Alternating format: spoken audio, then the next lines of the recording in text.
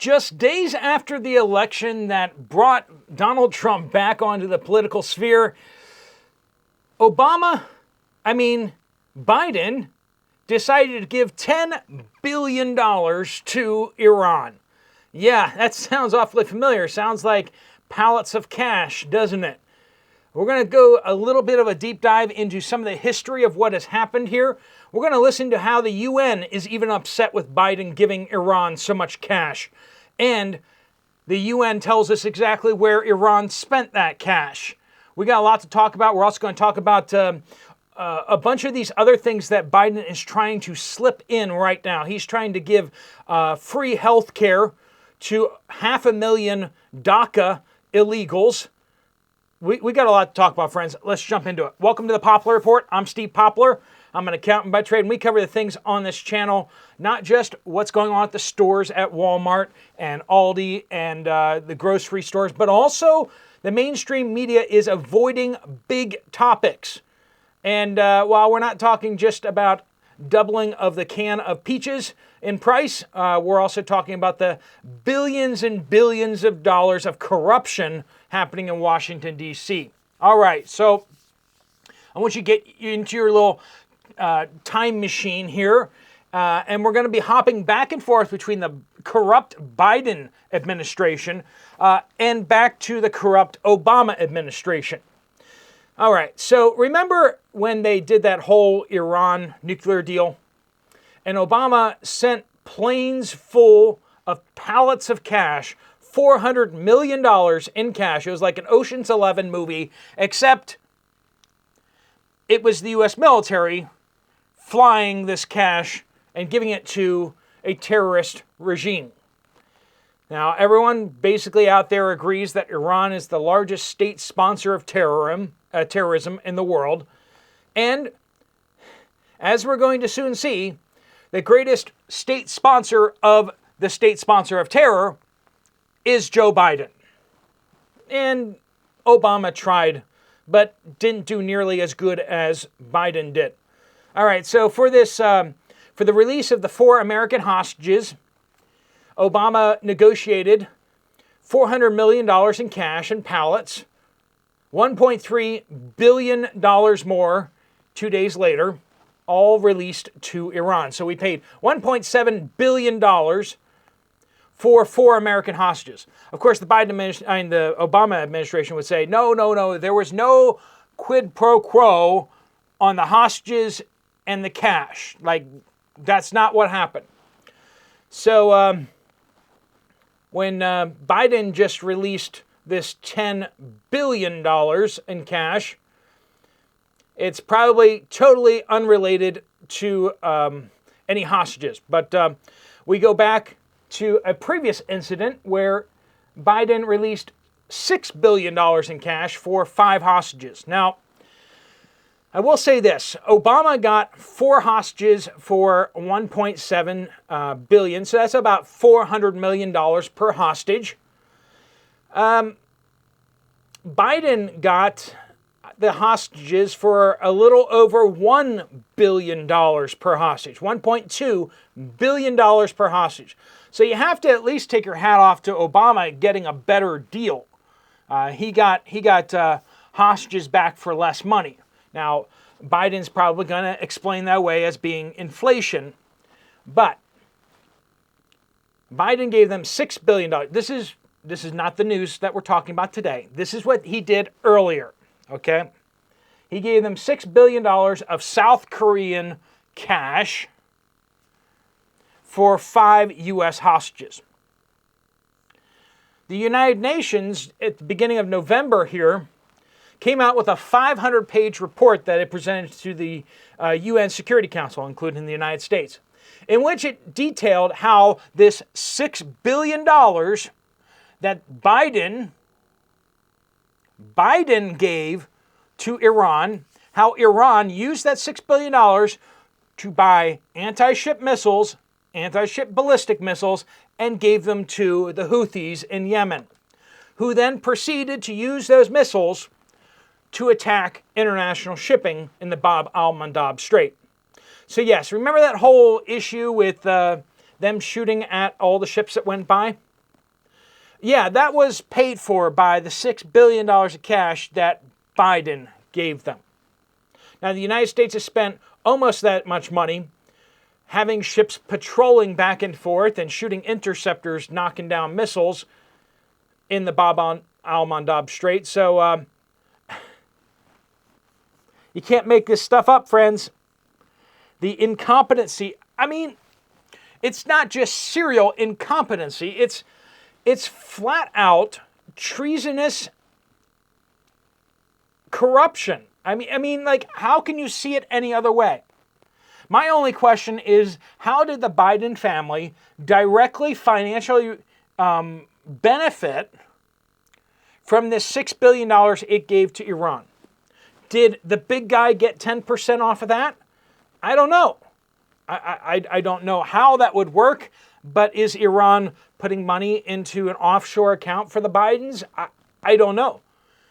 We look at the, 5 or 6 multi-million-dollar homes that the Biden family has, and you wonder how the school teacher wife and the senator husband are able to afford 5 to 6 multi-million-dollar homes. I mean, public servants, right?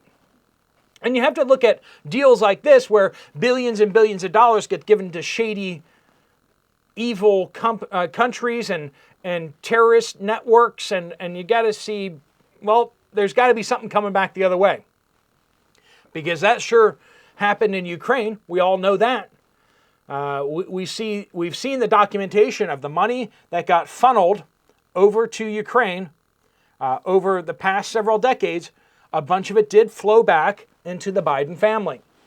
Their most responsible son was made a chairman, a board member of a energy company over there, and got paid millions of dollars for doing nothing and having no experience. Except the thing is that he had political power to get them what they wanted, the approvals and the financing from international funds that are managed by the United States. All right, so the $6 billion was given to Iran. Iran then used that to start sinking ships in the Bab al-Mandab Strait. I don't know if we should necessarily directly hold Biden accountable for that. But now, just after the election, Biden did another one. He freed up $10 billion.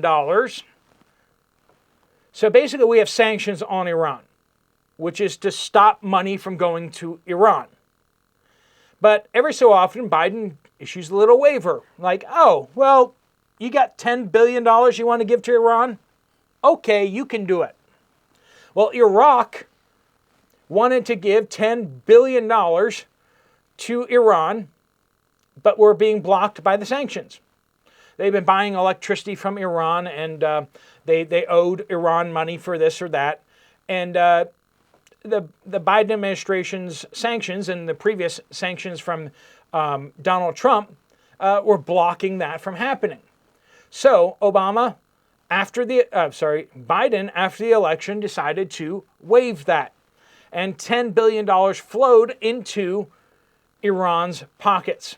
Now, I don't have any record of any hostages being released, but at the present going rate, it should have been like 8 or 9. That's how much Biden seems to be paying for hostages these days. So we'll keep our eyes out for that. But if anything similar happens here, the hybrid warfare on the Bab al-Mandab Strait cost $6 billion, and now we've just given them $10 billion. You may be prepared to see another part of the world suddenly explode. Yeah. Anyway, this has caused 90% drop in traffic going through the Bab al-Mandab Strait. So all cargo ships, oil tankers, they've just been going the long way around Africa, which is expensive. It costs a lot more money. We haven't been getting impacted as much here in the United States by that, but European prices have gone up a lot more because of that. Okay, let's talk about this free health care giveaway. I do have some good news on this one, though. In 2012, Obama vowed that DACA and illegals would not be eligible for Obamacare. That they could not get the Obamacare, they could not get all the free money that comes with so many strings, as we've all found out. So much so that I don't want their free money because it comes with so many strings. So in 2012, that's what Obama promised. Well, Biden tried signing up 530,000 DACA members for free Obamacare, which is clearly not in the intent of the law, because we were told that in the State of the Union by Obama, that no, they would not be eligible. And yet somehow Biden's like, oh, well, I'll just wave my hand a few times and poof, they're now eligible. Well, thank goodness District Judge Daniel Traynor issued an injunction to stop the implementation of this clearly illegal move. 530,000 people being put on free health care. Do you know how much that would cost the United States? Close to $1 billion, which is not quite as much as he's giving Iran. But, you know, the corruption is just as strong. You know what I mean? And this isn't freeing up Iraqi money to go to Iran. This is coming straight out of American taxpayers' pockets. Friends, we need to be paying attention to what this administration is doing in these final hours, because what they're doing is evil and corrupt. Corrupt to the core. And while we don't have the votes to bring about any kind of impeachment at this point, man, oh man, do we need it. We need an impeachment, and there needs to be held, the Biden administration, Biden himself needs to be held to account for all of the illegal actions that have taken place under his watch, whether with his explicit go-ahead or whether people were doing these things behind his back and getting him to sign off on things. Whatever is happening in the White House, they are doing everything they possibly can. They're talking right now about having Biden not give a pardon to one person, but to issue a presidential pardon for all illegals, all the people who have illegally crossed the border into the United States. The millions and millions and millions, the millions that we don't even know the exact number. Now, I know some of you guys are very confident you know a number, but let's be frank about this. It has been illegal for the U.S. government to actually count how many people here are illegal. So we can throw out numbers like 52 million people inside the United States are foreign born, but many of them are citizens. So many of them have become citizens and, or here are on green cards or whatever.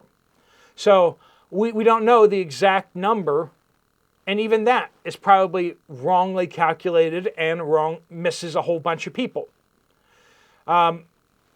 So what is the true number? We don't know. I mean, that's going to be one of the challenges for the Trump administration coming in, is to actually figure out how many people have come into the country illegally. We don't know. And once we start figuring that out, but issuing a pardon to every single person that has committed a certain kind of crime, going back decades upon decades, that's unprecedented. That is a lawless thing to do. That would destroy the very fabric of the United States. What if a president, another president came in and pardoned everybody who has ever committed arson, or anybody who has ever attacked a certain nationality? Would that really be that much different than what Biden is considering doing with this pardon on all people who have crossed the border illegally?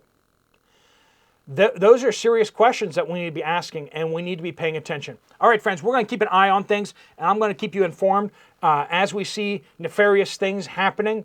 But that's the news out there. $10 billion freed up for Iran, and he attempted to give 530,000 illegals free health care. Now, we know others are getting free health care through other various nefarious ways, and we're going to be talking about those things as well. All right, friends, thanks so much for watching. If you want to check out another video from this channel, there's one right up there. I'll see you over there, or I'll see you guys later. Steve Poplar of the Poplar Report.